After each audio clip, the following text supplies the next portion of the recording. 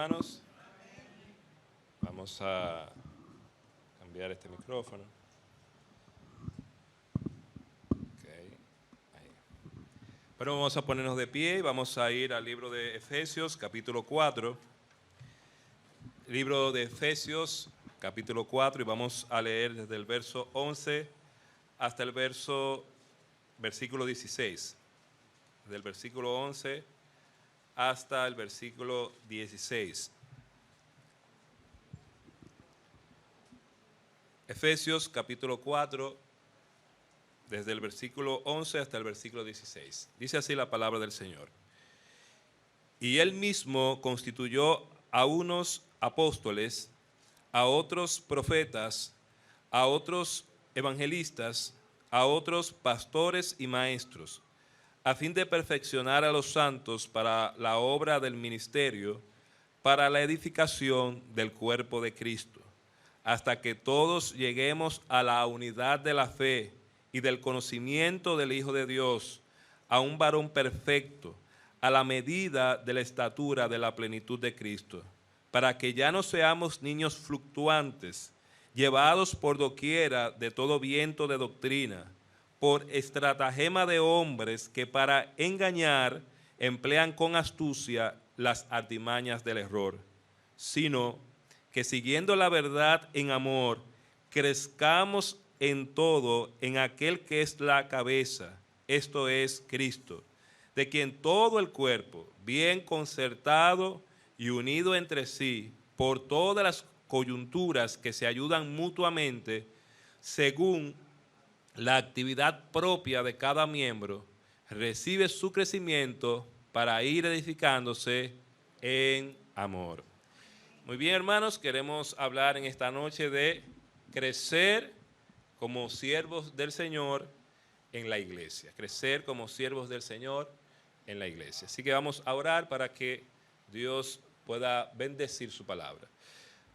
Gracias, Señor, por este tiempo, por esta hora. Gracias por tantas cosas buenas que si comenzamos a enumerar, no acabaríamos. Sabemos, Señor, que todo lo bueno que hay en nosotros proviene de ti, Señor. Gracias por la salvación tan grande que tú nos has dado. Gracias por los alimentos que tú nos provees. Gracias por la familia que tú nos has dado, Señor. Gracias por la iglesia en la que pertenecemos, que es una comunidad de amor, una comunidad de bendición, Señor. Te rogamos ahora que tú puedas bendecir tu palabra, que tú puedas hablar a cada uno de nosotros de manera personal, particular, y que tú permitas, Señor, que podamos crecer como siervos tuyos en tu iglesia. Así que te lo rogamos en el nombre de Cristo Jesús. Amén. Muy bien, hermanos, queremos tratar este tema y queremos decir, ¿verdad?, que el ser humano en cualquier actividad que realiza nunca puede decir que llegó al tope de esa actividad. Si ningún ser humano puede decir que llegó al grado sumo de cualquier actividad que realice. Si usted es un profesional de un área en específico, usted no puede decir que ya llegó al tope. Puede decir que por los años que usted tiene de experiencia, usted tiene muchos conocimientos, muchas habilidades acumuladas, pero no puede decir que llegó al tope. ¿Por qué? Porque siempre hay algo nuevo que aprender, siempre hay algo diferente, siempre hay algo que me va a ayudar a crecer.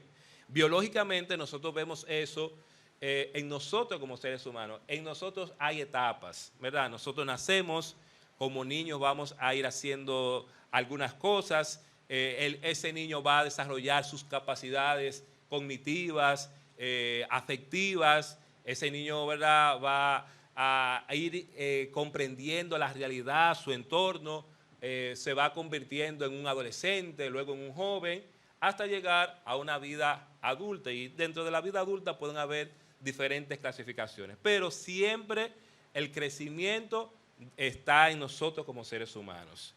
Si usted, por ejemplo, empieza un negocio, se supone que si usted inició el negocio, usted lo que quiere es crecer. Nadie va a poner un negocio para no crecer. Se supone que la idea inicial es, bueno, pongo una pequeña semilla para que esa semilla pueda crecer. nosotros, hermanos, debemos crecer en esas áreas de nuestra vida, ¿verdad? Queremos que un niño crezca, que un niño se desarrolle. Cuando un niño no crece y se desarrolla, ¿qué pasa con ese niño? Nosotros vemos que hay alguna anomalía. ¿Por qué? Porque naturalmente debe crecer el niño, debe desarrollarse. Por ejemplo, algo que yo siempre lo he dicho y lo veo, es que en los niños hay indicadores de cosas que muestran su crecimiento. Por ejemplo, si usted ve un niño muy observador, un niño que habla, ¿verdad?, como debe hablar, porque hay etapas, ¿verdad?, hay indicadores que te dicen, bueno, en esta etapa debe decir eso, debe decir tales palabras, debe decir tal cosa. Pero si no vemos que en esa etapa lo está haciendo, o si por ejemplo su razonamiento matemático no es el mejor, entonces hay alguna dificultad. Entonces nosotros como creyentes debemos crecer en esas etapas también, debemos desarrollarnos también, no solamente en lo secular, sino como siervos del Señor. La verdad es que cuando entendemos en qué consiste la naturaleza del servicio a Dios, nuestras vidas van cobrando un sentido mayor. Mucha gente quiere crecer en lo profesional y no está mal. Mucha gente quiere crecer en sus negocios y no está mal. Pero como cristianos debemos crecer en esas áreas, pero también tenemos que crecer en cuanto al servicio a Dios. Nosotros no podemos dejar de hacer ambas cosas. ¿Por qué? Porque realmente, hermanos, si nosotros analizamos la historia de la humanidad, los cristianos hemos aportado mucho a la humanidad. De hecho, de los grandes pensadores que ha tenido el mundo, muchos han sido cristianos, los grandes pensadores. Lo que pasa es que hay mucha gente que no quiere reconocer eso, pero si analizamos las cosas como son, los grandes pensadores, muchos de los grandes pensadores eran cristianos. Entonces, tenemos que desarrollarnos en esa área, pero tenemos que desarrollarnos también en el servicio a Dios.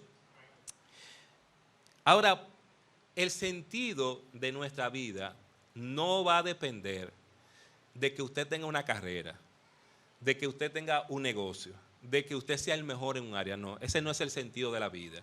De hecho, hay muchas personas que uno no entiende por qué es que para ellos la vida no tiene valor. Es decir, ¿por qué hay para personas que la vida no tiene valor? ¿Qué pasa en la mente de las personas que entienden que no vale la pena seguir viviendo la vida? Y realmente, cuando leemos las Escrituras, hay más de un motivo para querer vivir. Sabemos como cristianos que nuestro galardón es en el cielo y que nosotros vamos para el cielo y que el Señor nos va a esperar y nos va a acoger. Pero, hermanos, Dios quiere que nosotros estemos aquí con un propósito y que nosotros le demos sentido a nuestra vida aquí en la tierra mientras vamos a donde Él. El propósito de la vida, decía un pastor, es algo que va mucho más allá de su realización personal, la paz de la mente o aún de su felicidad. Óigame bien, el propósito de su vida va más allá de su realización personal, de la paz mental que mucha gente anhela e incluso de la felicidad. ¿Por qué? Porque hay algunas personas que entienden que su vida tiene sentido cuando ellos son felices. Y no, hermano, el sentido de la vida va más allá de eso. También está más allá de su familia.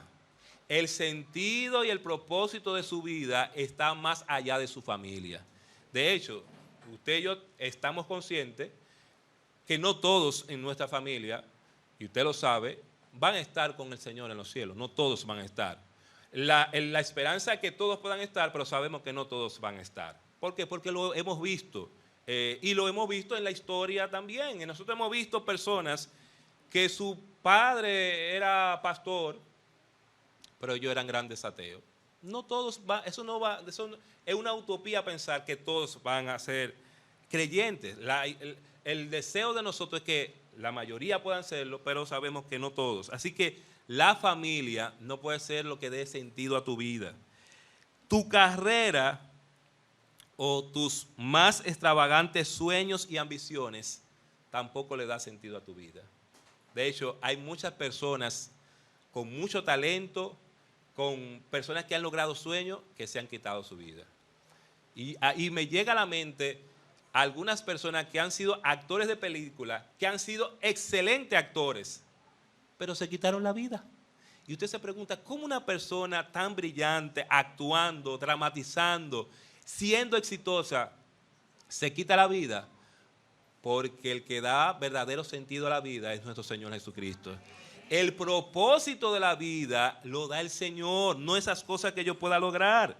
Si usted desea conocer por qué fue puesto en este planeta, debe comenzar dirigiéndose a Dios. Si usted quiere saber la razón por la que usted y yo estamos aquí, usted tiene que pensar en el Señor. No pensar, bueno, yo estoy aquí en este planeta para yo disfrutar de la vida.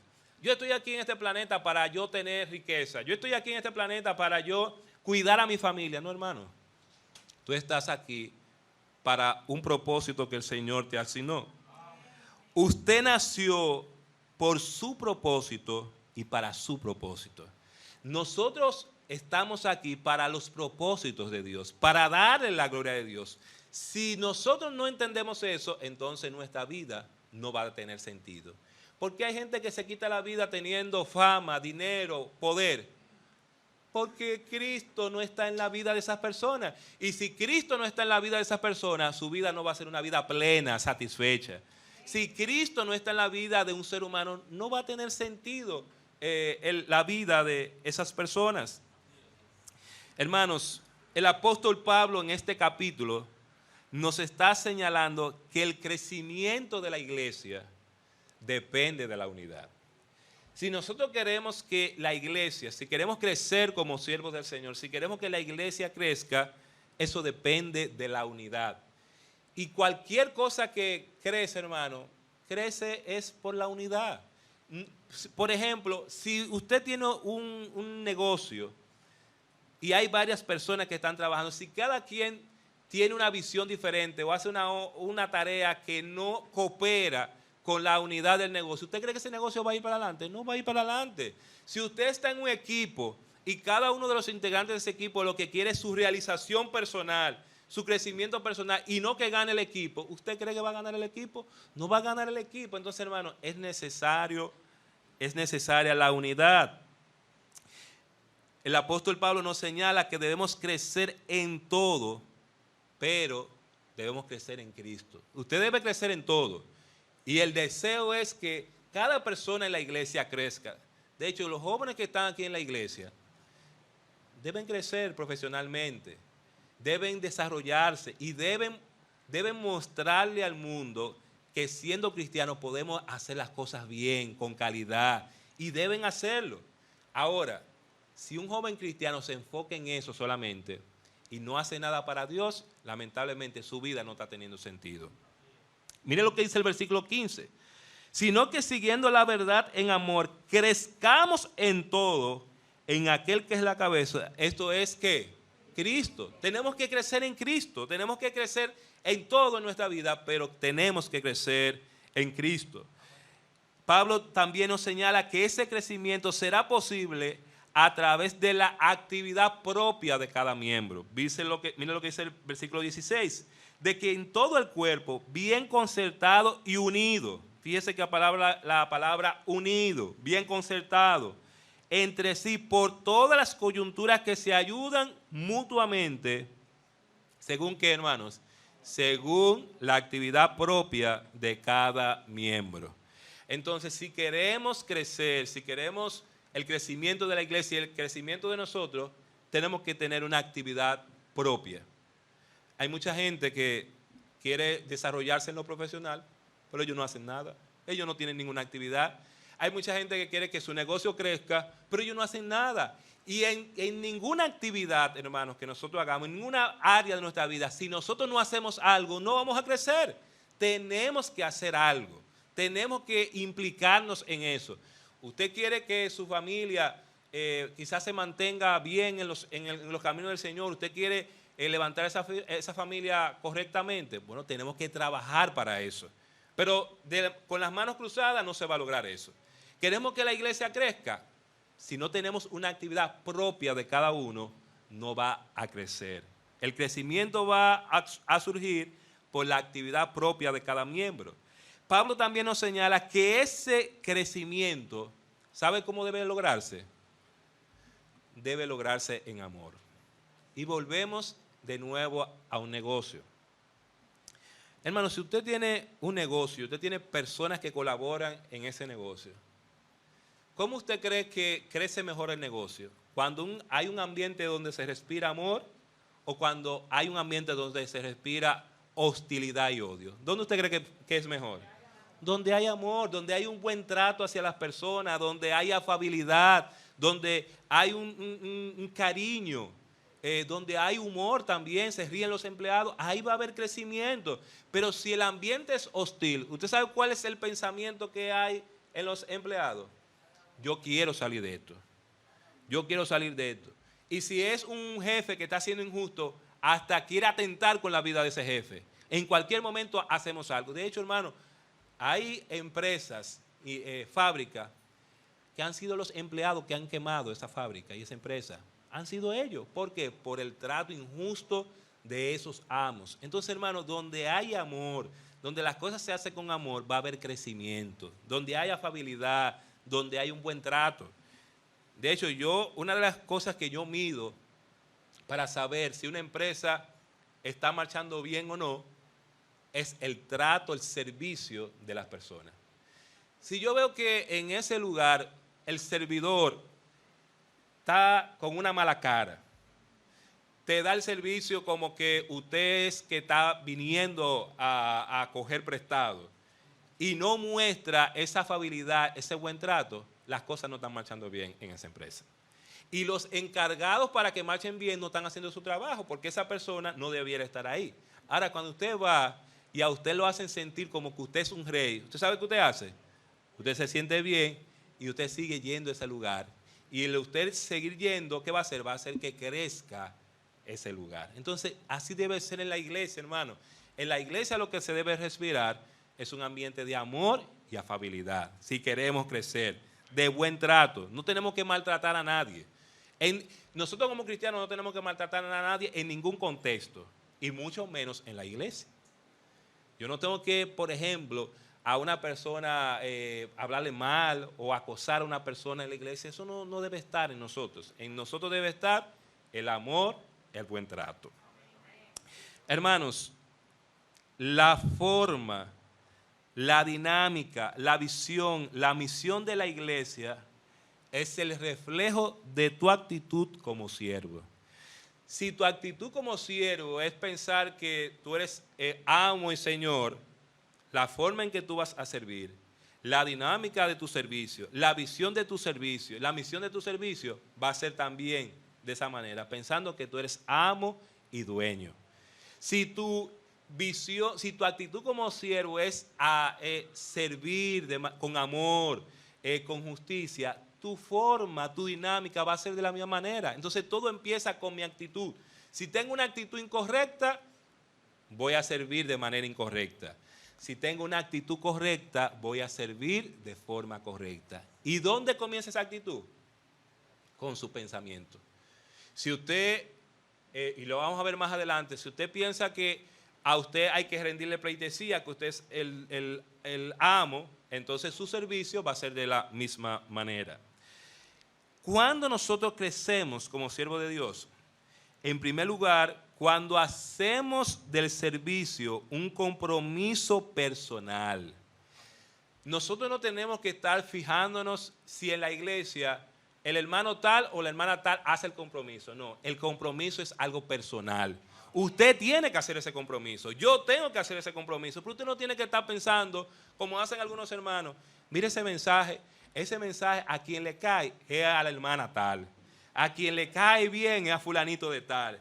Tú ves, ellos sabían que iban a hablar de eso, por eso no vinieron. Pero, hermano, usted no puede estar pendiente de la gente, si vino o no vino, si el mensaje para ellos no. El compromiso es suyo, personal, hermano. Entonces, ¿cuál debe ser nuestra actitud? Nosotros podemos estimular al hermano, ayudar al hermano. De hecho, algo que siempre tenemos que hacer es estimular a los otros. Y sobre todo a los jóvenes debemos estimularlos para que ellos sirvan, se involucren en las cosas del Señor. Porque ustedes saben, hermanos, que hay una competencia. Y el mundo, ¿qué es lo que quiere hacer con los jóvenes? Atraparlos para que hagan las cosas que son del mundo. Entonces nosotros tenemos que estimularlo, involucrarlo en las cosas del Señor. Yo recuerdo que yo aquí en la iglesia, yo siempre traté y trato también todavía, ¿verdad?, de involucrar a las personas. Obviamente, yo veía cosas en las personas, veía su entrega, su dedicación al Señor y lo motivaba para eso. Y le decía, mira, tú puedes hacer tal cosa. E incluso al seminario he motivado a personas para que se inscriban al seminario. ¿Por qué? Porque esa es la idea, hermano, que la gente sirva al Señor. Si yo lo que estoy es quizás atacando a las personas, eso no es lo que va a dar resultado. Es motivar a las personas para que se entreguen más al Señor. Mira lo que dice Josué. Vamos a ir al libro de Josué. Vamos a leer versículo 24, un versículo muy conocido, pero este versículo nos habla de el compromiso.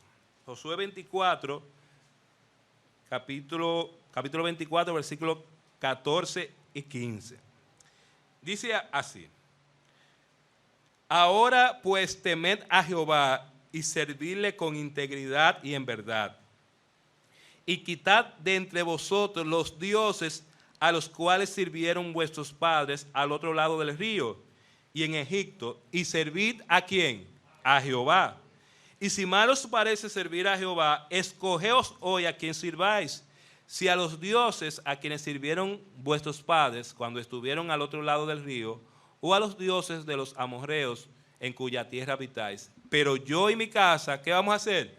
Serviremos a Jehová. ¿Qué está haciendo Josué en este discurso de despedida? Josué lo que está poniendo al pueblo en jaque mate. Y le está diciendo al pueblo, miren, ustedes tienen la oportunidad de servir, pero ustedes tienen que escoger a quién van a servir. Ustedes tienen que hacer ese compromiso con ustedes para servir. Si ustedes quieren servir a los dioses falsos, sirvan a esos dioses falsos. Pero yo y mi casa tomamos la decisión de servir a Jehová. Y óigame, hermanos, el pueblo pudo haber elegido a los dioses falsos y eso no iba a mover a Josué del compromiso que él iba a hacer con el Señor. Si la mayoría de la gente no lo quiere hacer, pues hágalo usted, hermano. Si la mayoría de la gente no se quiere comprometer, comprométase usted, pero no se deje llevar de los demás. Lo primero que nosotros tenemos que ver es que hay dioses que quitar. Por eso él le dice en el versículo 14, quitad entre vosotros los dioses. Si usted y yo vamos a hacer un compromiso con Dios de servir a Dios, hay que quitar dioses en nuestra vida. Y los dioses en nuestra vida no son los dioses con los cuales batallaba Josué y el pueblo. No, porque esos dioses eran dioses que estaban identificados, ¿verdad? Tenían representación con yeso, madera o metal, sino que los dioses que nosotros vemos aquí son otro tipo de dioses. Y son muchas veces cosas buenas que nosotros tenemos, pero lo hacemos dioses. Y yo le voy a poner un ejemplo. El materialismo, para muchos de nosotros, se puede convertir en un dios. El yo obtener, lo que quiero es dinero, lo que quiero es riqueza, bienestar, eso se puede convertir en un dios. Yo no estoy diciendo que eso sea malo. Ojalá, hermano, que usted sea rico y que usted me invite, porque así que yo estoy. En estos días nosotros fuimos a donde una amiga de mi esposa y Elena me dice, papi, ¿y para qué vamos para allá? Y yo le dije, a disfrutar de la riqueza de esa amiga. Ya, porque no vamos a compartir con esa persona, pero obviamente en ese compartir vamos a disfrutar nosotros. Entonces, hermano, ojalá que usted tenga riqueza, pero lo material no puede ser un Dios en su vida. Es decir, usted no puede volverse loco por lo material. Usted no puede hacer que eso consuma su vida y le quite el propósito de su vida. Porque en la realidad hay mucha gente que lo consume el dinero. De hecho, nosotros hemos visto estos casos de políticos. ¿Y por qué muchos tienen problemas? Y empresarios, ¿por qué tienen problemas? Por el dinero. Es decir, el dinero es lo que corrompe a los hombres. El trabajo puede ser también un Dios que nosotros tenemos que quitar. usted puede trabajar, pero al final, hermano, usted no puede matarse en un trabajo y entonces a Dios usted no le va a dar nada. Usted dirá, bueno, es que en el trabajo yo puedo glorificar a Dios. Eso es verdad, hermano. En el trabajo tú puedes glorificar a Dios y todos tenemos que hacerlo. Pero hay cosas que se requieren en la iglesia y que requieren tu presencia y tu trabajo en la iglesia. La familia se puede convertir en un Dios. Y yo puedo pensar y hasta poner a mi familia por encima de Dios. Y déjeme decir, hermano, nada hay por encima de Dios. Y si Dios le pidió a Abraham, a Isaac, a Dios no le impide en este tiempo pedirte tu hijo también. Entonces, hermano, ¿qué tenemos que hacer nosotros? Tenemos que poner a Dios en primer lugar. Que nuestra familia sepa y vea que Dios es el primer lugar, que ellos no son el ídolo que consume tu vida, tu tiempo. Porque a veces nosotros nos volvemos locos con los hijos. Y yo me he dado cuenta, hermano, que los hijos son unos piratas. Mire, por ejemplo, Elena y Adiel se fueron para el campamento. Los llamé todos los días y no quisieron hablar conmigo. Adiel me oía hablando y de lejos me decía, papi. Y yo, pero ven a hablar al teléfono. Entonces, hermano, así es la cosa. Así que todos los que están aquí que tienen sus hijos, déjeme decirle, usted y yo no tenemos nada. Así que si usted piensa, ahorita viene uno de nuestros hijos y dice, papi, yo quiero vivir en Alemania. Y yo, mi hijo, ¿por qué tan lejos? ¿Usted me entiende? Y así pasa. Hay hijos que hacen su vida, mire, y nada. Feliz de la vida y nosotros aquí siguiendo el ritmo. Así que no podemos hacer de nuestra familia un ídolo, de ninguna manera. Hermanos, cuando usted piensa en la historia de Abraham, realmente Abraham es el padre de la fe. Porque es doloroso, hermano, ver morir a un hijo. Mire, doloroso. Pero yo creo que es más doloroso matar a un hijo. Y Abraham iba a sacrificar a su hijo, hermano.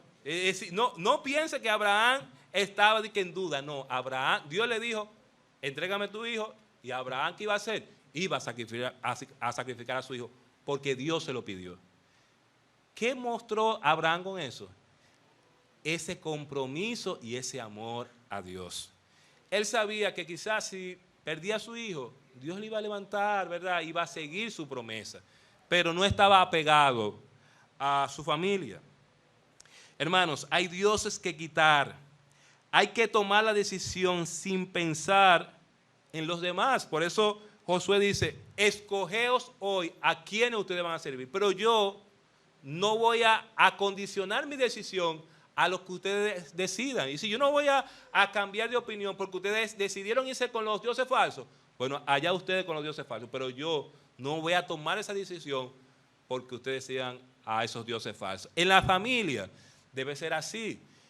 Los hijos muchas veces siguen a los padres. Pero llega un momento en que si los padres no están en la cosa, usted tiene que seguir, hijo. Usted tiene que mantenerse.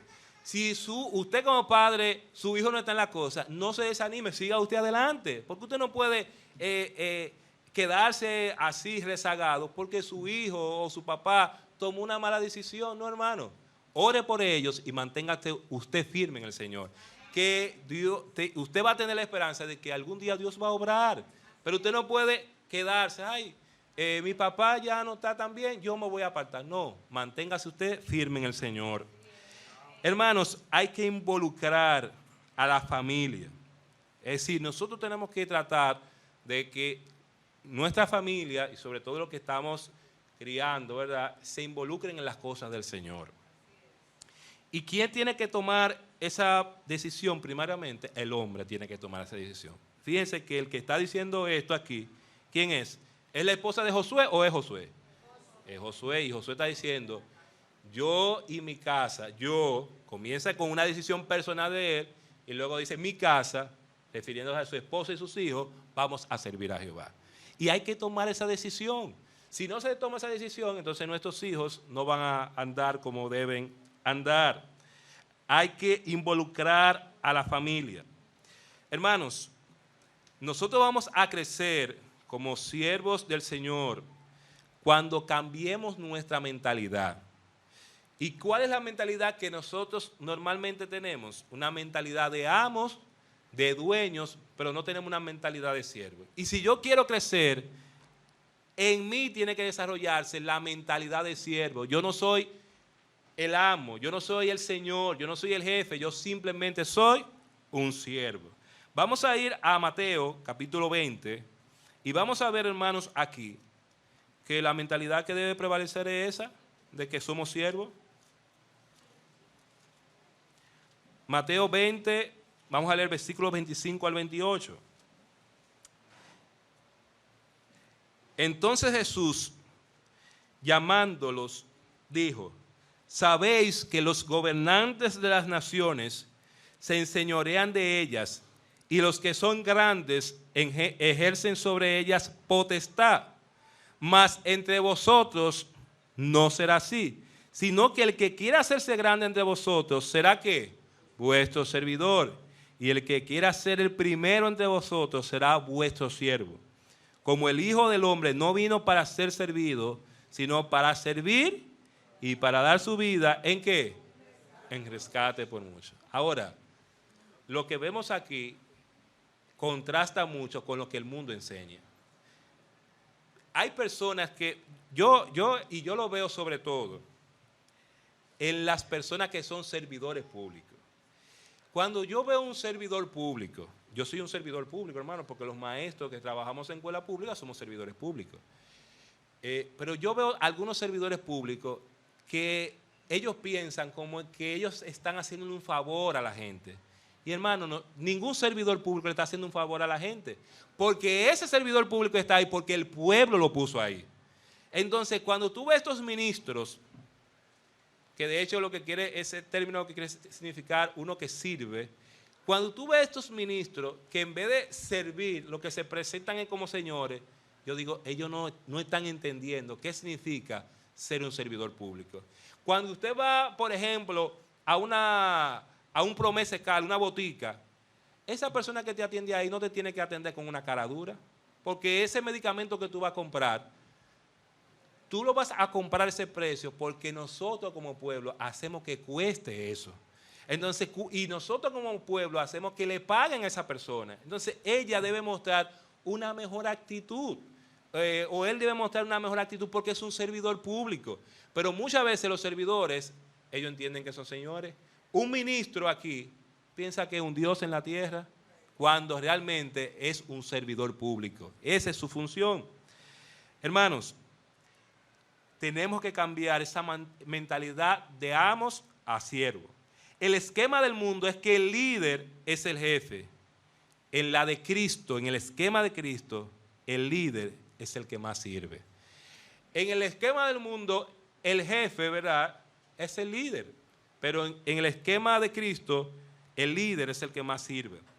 El fin no es estar en el puesto más privilegiado, sino servir y dar nuestras vidas para rescatar a muchos.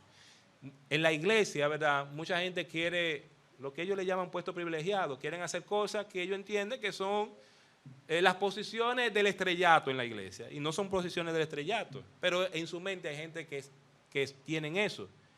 Pero cuando se le pide algo sencillo en la iglesia, esa gente no lo quieren hacer. ¿Por qué? Porque en su mente está el estrellato, no el servicio.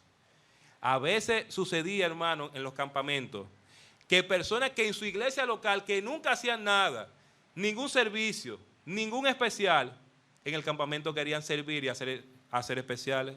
¿Usted sabe por qué? Porque no tenían mentalidad de siervos, sino mentalidad de señores. Estaban buscando el estrellato, no el servir. Porque si usted quiere servir, ¿usted sabe dónde tiene que comenzar? En su iglesia local.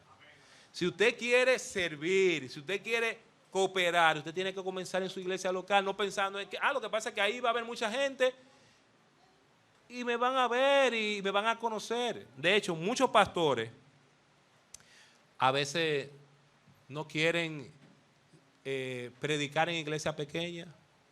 Pregúntele al pastor Rafael cuántas veces para ir a Sabana había gente que no podía, que cambiaba la agenda. Hermano, no voy a poder. Porque era para Sabana perdida. Si lo invitan a una iglesia grande, a que todo marcha perfecto. ¿Usted me entiende? Y hermano, el siervo de Dios debe tener la misma actitud en una choza como en una gran iglesia. No puede tener esa actitud de medir porque al final usted está sirviendo al mismo Dios. Y Dios no cambia de lugares. No piense que Dios está más en una iglesia grande que en una pequeña, no, hermano. Dios lo que requiere es que los que le adoren en espíritu y en verdad. Y donde hay 2 o 3 reunidos en su nombre, ¿dónde está Él? Él está ahí, sea una iglesia grande o sea una iglesia pequeña. Pero muchas veces queremos tener mentalidad de señores. Debemos quitar el orgullo de nuestro corazón y cooperar con la obra de Dios. Mire lo que dice Filipenses capítulo 2, versículo 3. Filipenses 2, 3. Nada hagáis por contienda o por vanagloria, antes bien como, con humildad, estimando cada uno de los demás como superiores a él mismo. No podemos hacer la obra de Dios por contienda, por competencia, por querer demostrar más, sino con humildad. Quiero hacerle una pregunta, hermano. ¿Usted se siente útil en la obra de Dios? Usted puede decir, bueno, hasta ahora yo he sido útil, o yo no me siento tan útil. A veces oigo hermanos que dicen, lo que pasa es que ya yo estoy muy anciano, estoy muy viejo y no puedo servir. Hermano, Moisés era un viejo cuando Dios lo llamó. Era un viejo y Dios lo llamó. Y duró mucho tiempo en el desierto cogiendo lucha y Dios lo llamó. Entonces usted no puede decir que usted está muy viejo o que usted no puede, hermano. Para el Señor siempre estamos jóvenes y podemos hacer las cosas. Y usted tiene que ponérselo ahí. Eso yo lo voy a hacer para el Señor. Si usted piensa en los hombres o usted comienza a compararse, porque hay gente que se quiere poner a comparar. No, porque yo veo que la hermana fulanita de tal lo hace tan bien. No, hermano, no esté pendiente a que cómo lo haga la hermana fulanita. Hágalo bien usted. Hágalo usted y hágalo como usted entiende. Hasta que usted aprenda a hacerlo como lo hace la hermana. Pero no se ponga en eso, porque si nos ponemos a compararnos, entonces lo que va a haber es problema, hermano.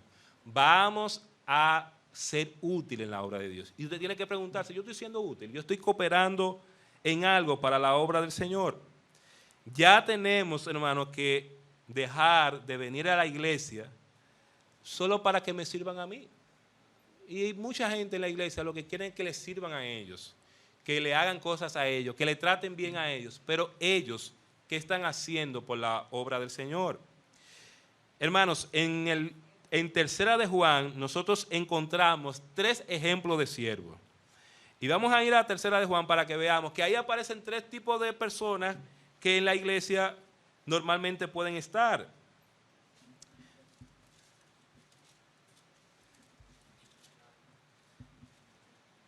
Tres tipos de siervos. Encontramos a Gayo, encontramos a Diótrefes y encontramos a Demetrio. Y fíjense que el apóstol Juan menciona los nombres de estas personas. Mira lo que dice Tercera de Juan, versículo 1 al 8. El anciano a Gayo, el amado a quien amo en la verdad. Amado, yo deseo que tú seas prosperado en todas las cosas y que tengas salud, así como prospera tu alma. Pues mucho me regocijé cuando vinieron los hermanos y dieron testimonio de tu verdad, de cómo andas en la verdad. No tengo yo mayor gozo que este, el oír que mis hijos andan en ¿qué? En la verdad. Amado, fielmente te conduces cuando prestas algún servicio a los hermanos, especialmente a quienes, a los desconocidos, los cuales han dado ante la iglesia testimonio de tu amor, y harás bien en encaminarlo como es digno de su servicio a Dios para que continúen su viaje. Porque ellos salieron por amor del nombre de Él sin aceptar nada de los gentiles. Nosotros pues debemos acoger a tales personas para que cooperemos ¿con qué? Con la verdad. ¿Qué estaba haciendo este hermano Gayo? Con su amor y su hospitalidad estaba contribuyendo con la verdad, estaba contribuyendo con la obra de Dios. Usted dirá, bueno, que viene alguien y yo le doy cobija en mi casa, pues usted está contribuyendo con esa persona. Cuando un predicador viene, que muchas veces se hace, se envía a la casa de su hermano, aunque usted no lo crea, usted está cooperando con la obra del Señor. Porque aquí lo está diciendo. Gallo, ¿qué hacía? Mostraba hospitalidad, amor, y en este tiempo, ¿verdad?, lo hacía con desconocidos. ¿Por qué? Porque muchos hermanos estaban de un lugar a otro lugar y buscaban esa hospitalidad. Obviamente no lo vamos a hacer así, pero sí, por ejemplo, en la iglesia, el pastor le dice, mire, viene tal persona, tal misionero, ¿usted cree que puede darle acogida? Usted puede servir de esa manera. Diótrefes, en cambio, no era el servidor que una iglesia necesitaba. Mire lo que dice versículo 9. Yo he escrito a la iglesia, pero Diótrefes, el cual le gusta tener el primer lugar entre ellos, no nos recibe. Por esta causa, si yo fuere, recordaré las obras que hace paloteando con palabras malignas contra nosotros. Y no contento con estas cosas, no recibe a los hermanos, y a los que quieren recibirlo, se lo prohíbe. ¿Y los expulsa de qué?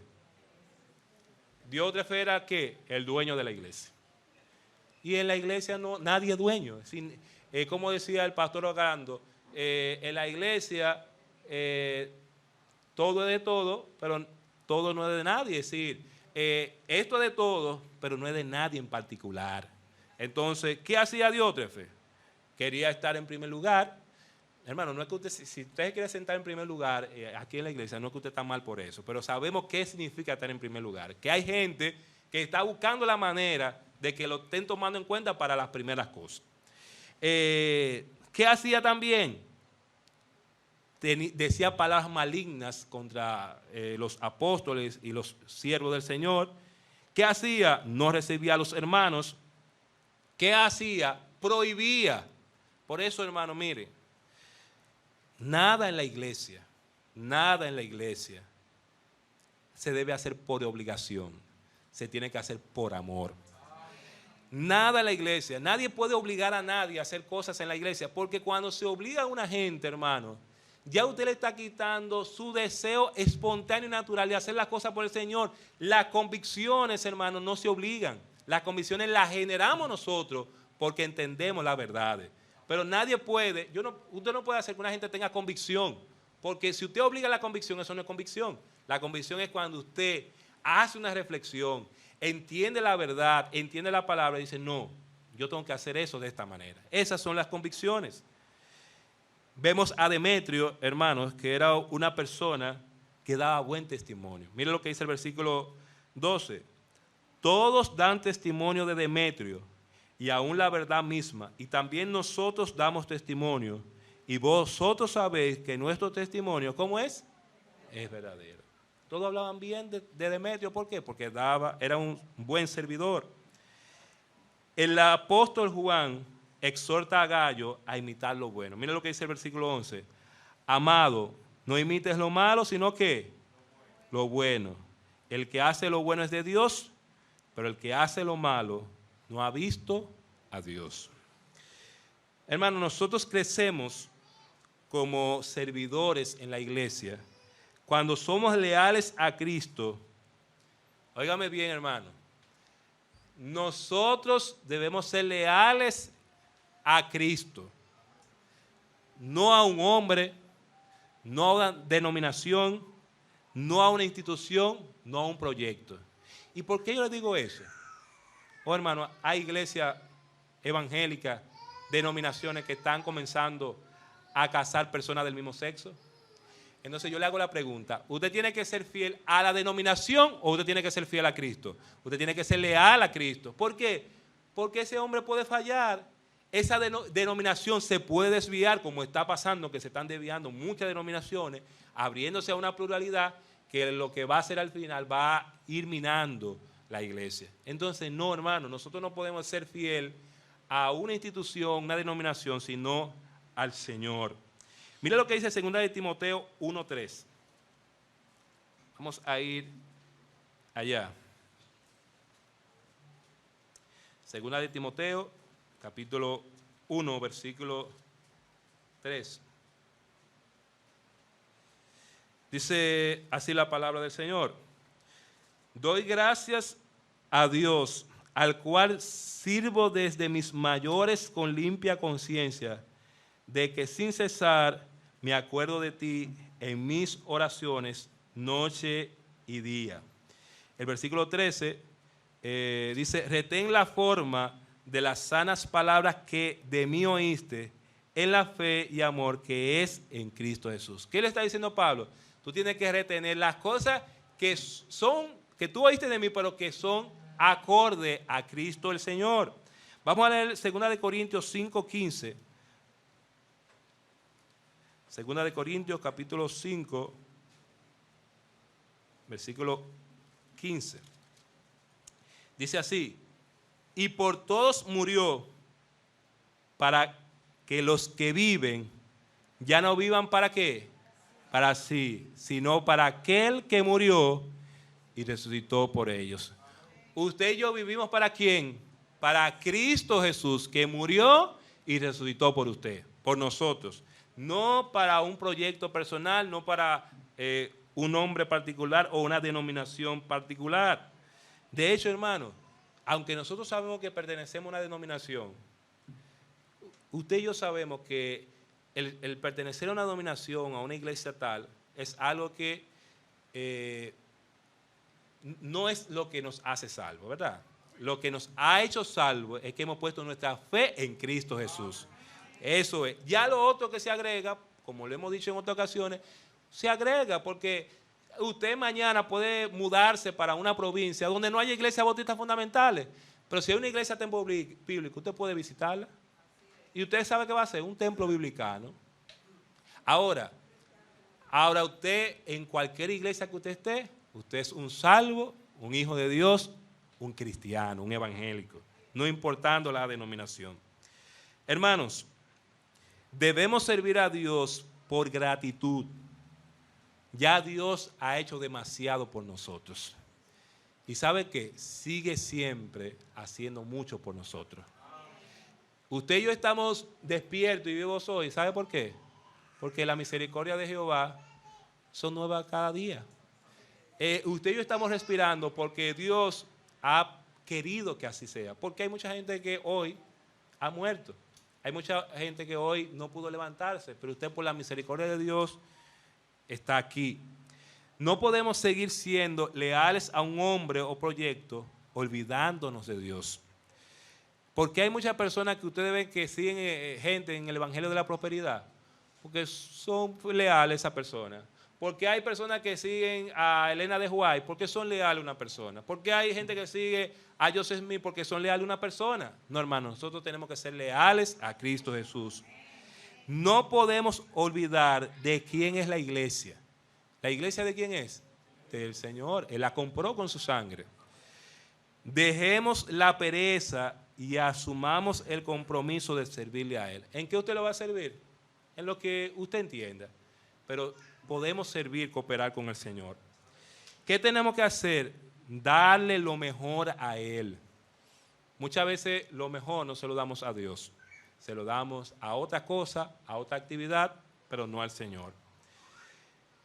Dejemos de criticar a otros, ¿verdad? Y pidámosle a Dios que nos utilice para su gloria. ¿Cuál debe ser su satisfacción? Que Dios le está utilizando a usted para su gloria. Ganemos las almas para Cristo, hablemos de Él y mostremos con nuestras vidas que somos dignos del Evangelio. ¿Qué debe evidenciarse en nosotros? Que nuestra vida es una vida digna del Evangelio. Por eso tenemos que dar testimonio en nuestra vida, en nuestro trabajo, en nuestro vecindario, en cualquier lugar. Y tenemos que decidir servir a Cristo con un servicio de calidad. Y yo quiero, hermano, enfatizar eso. Mire, hermano, la iglesia es, hay de todos en la iglesia. Pero en la iglesia el servicio que vamos a hacer para el Señor tiene que ser de calidad.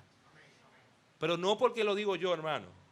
Es porque en la historia del Antiguo Testamento y en el Nuevo nosotros encontramos eso, hermano. ¿O ustedes creen que las personas que, por ejemplo, hicieron todo el mobiliario del tabernáculo fueron cualquier persona? No, hermano, la Biblia dice que el Espíritu del Señor llenó a esa gente. Y ellos escogieron lo mejor para hacer eso para el Señor. ¿Usted cree que si iban a poner una madera, iban a poner la peor madera? No, hermano. Dios quería que se le entregara lo más selecto. Hermano, pero el sacrificio, cuando se hacía un sacrificio, Dios ponía la pauta. Dios decía, yo no quiero que me entreguen un cordero que esté magullado, que esté quebrado, que tenga cojo, nada de eso. Dios quería que si usted iba a entregar un sacrificio, que usted se detuviera y escogiera el mejor cordero para sacrificarlo. Era así, hermano. Si usted analiza el Antiguo Testamento, era así. Entonces, hermano, si Dios es un Dios que demanda lo mejor, ¿qué tenemos que hacer nosotros? Darle lo mejor al Señor con calidad. Que esa calidad muestre nuestro amor y fidelidad al único que es digno, nuestro gran Dios y Salvador Jesucristo. Así que, hermanos, ojalá nosotros podamos entender esas verdades y podamos crecer en nuestro servicio al Señor. Vamos a orar para que Dios continúe siendo glorificado. Señor, gracias por tu palabra, gracias por esta hora. Gracias, Señor, porque sabemos que tú eres el hacedor de maravillas, el creador del universo, el que sostiene nuestra vida. Y por eso, Señor, queremos alabarte, glorificarte, queremos darte gracias. Te rogamos, Señor, que tú obres en nuestros corazones para que crezcamos en nuestro servicio a ti. Perdónanos, Señor, por las veces que no hemos sido útil a tu obra y permite que en nosotros haya el deseo de ser útil para tu obra, Señor. Así que te lo rogamos en el nombre de Cristo Jesús. Amén. Dios les bendiga, hermanos.